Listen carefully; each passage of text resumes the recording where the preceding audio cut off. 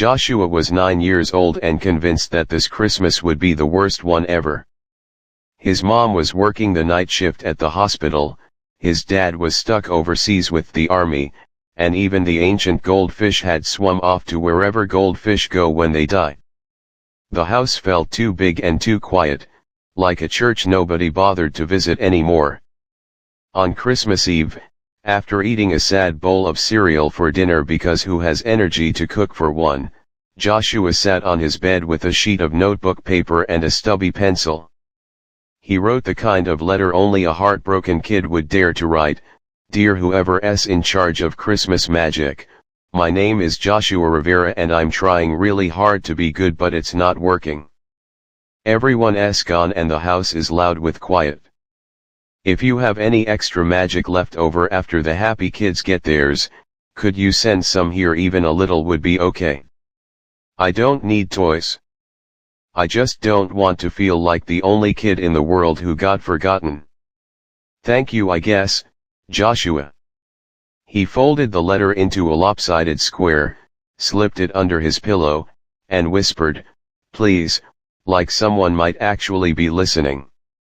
Then he fell asleep in his clothes, one sock on, one sock off. At exactly 12:07 a.m. the air in the room turned warm and sweet like cinnamon rolls fresh from the oven.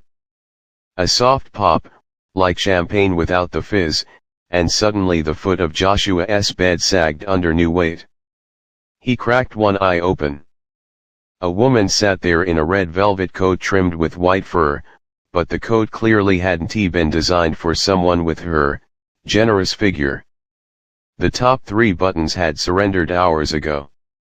Snow-white hair tumbled in waves over her shoulders, and her smile could have powered the entire neighborhood's Christmas lights. Hello, Sugar Plum, she said, voice like velvet and hot cocoa. Name's Melanie Claus.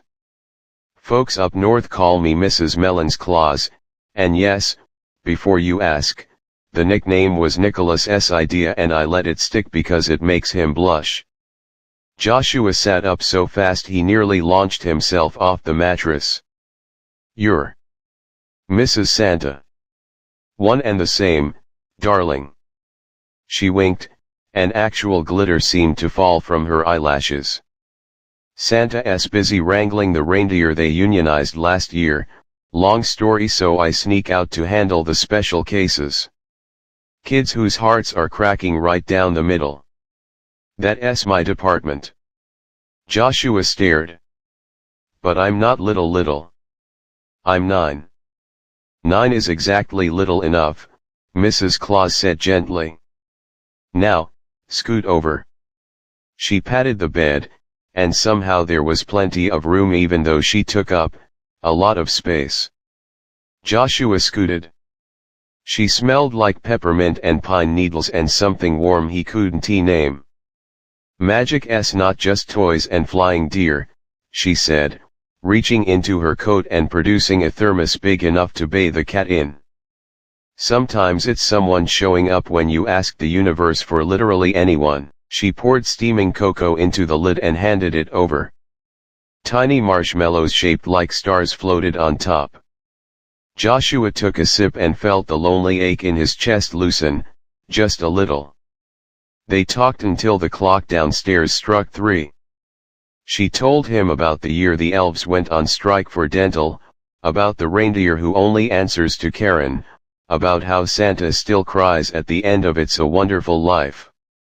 Joshua told her about the goldfish, about falling asleep to the sound of his own breathing, about how he pretended the ceiling fan was a spaceship so he wouldn't feel so small.